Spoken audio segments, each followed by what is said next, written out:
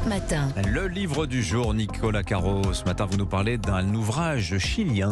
Signé Juan Pablo Meneses, c'est un auteur et un journaliste. Il écrit ce qu'on appelle, vous savez, de la narrative non-fiction, une enquête journalistique, mais avec les codes du roman. Et alors lui, il a créé ce qu'il appelle le journalisme cash, c'est-à-dire qu'il ne s'embarrasse pas de détails.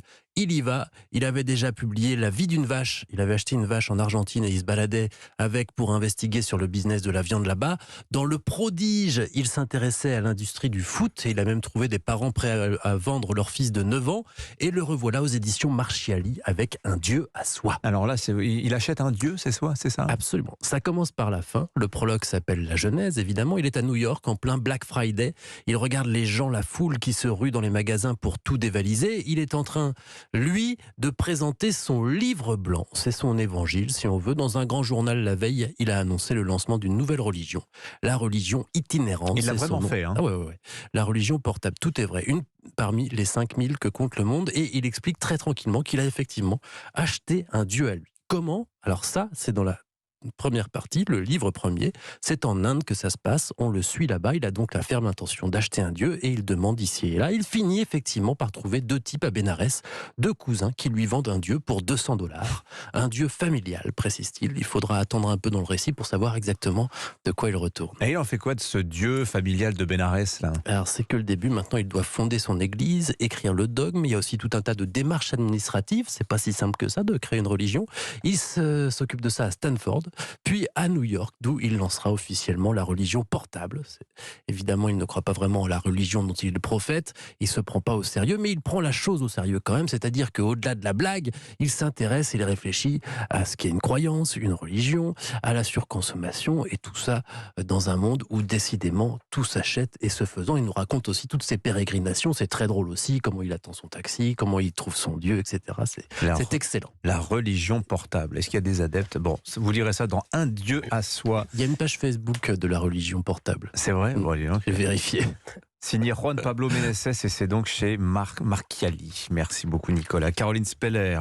Alors les jeux vidéo, on ne sait pas forcément, mais on peut jouer à des jeux vidéo gratuitement. Enfin gratuitement, il faut avoir payé pour ça d'abord un abonnement aux services de streaming que sont par exemple Amazon ou Netflix. Alors vous nous expliquez comment faire?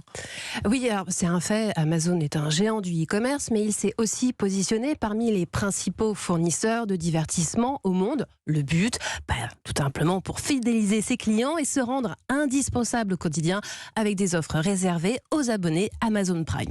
Pour 69,90 € par an, on a la livraison gratuite en un jour, mais aussi des séries, des films, de la musique, des livres numériques et évidemment, Dimitri, des jeux vidéo. Alors justement, à quel genre de jeu on peut jouer grâce à son abonnement Amazon? Alors tous les mois, dans Prime Gaming, vous pouvez télécharger des jeux pour PC uniquement, attention PC, ça va des jeux indépendants aux incontournables comme Assassin's Creed ou des classiques comme le jeu de combat King of Fighters. Ah, toute ma jeunesse ça. Tout à fait. Ouais, c'est pas vraiment des nouveautés ça. Hein. Alors non, ce ne sont pas les dernières nouveautés, mais en revanche, Prime Gaming vous permet aussi gratuitement d'avoir du contenu pour des jeux récents et ça sur n'importe quelle plateforme, comme par exemple des vies illimitées dans Candy Crush et sur votre téléphone ou des joueurs de foot rares dans FIFA 23 sur console. Alors on s'y perd un peu, c'est des plateformes de streaming donc, de films, de séries qui font du jeu vidéo. J'imagine que Netflix fait pareil. Ah oui, Netflix a d'abord commencé sa ludification par des programmes interactifs. Il s'agit de séries ou quiz où vous contrôlez l'histoire ou répondez à des questions. Oui. Il y en a pour les enfants comme la série animée du Chapeauté ou pour les adultes avec Black Mirror, mais c'est fin 2021 que Netflix déploie son offre gaming avec des jeux à télécharger sur téléphone et tablette. Aujourd'hui, on compte plus d'une 40aine de jeux inclus avec l'abonnement. Et là, Dimitri, je vois que vous vous posez la question. C'est bien sans publicité et sans achat intégré. Et ça va du jeu de simulation de chat cuisiné au jeu d'aventure pixelisé tiré de la série culte Stranger Things. Alors, j'ai déjà mis quelques coups de cœur, mais je vous en parlerai dans une prochaine prescription jeux vidéo parce qu'il mérite d'en parler. Merci beaucoup Caroline Speller. Donc Amazon, Netflix, des jeux vidéo, ils sont partout. La Merci. ludification. La ludification, on a pris un mot. Merci. Bonne journée à tous.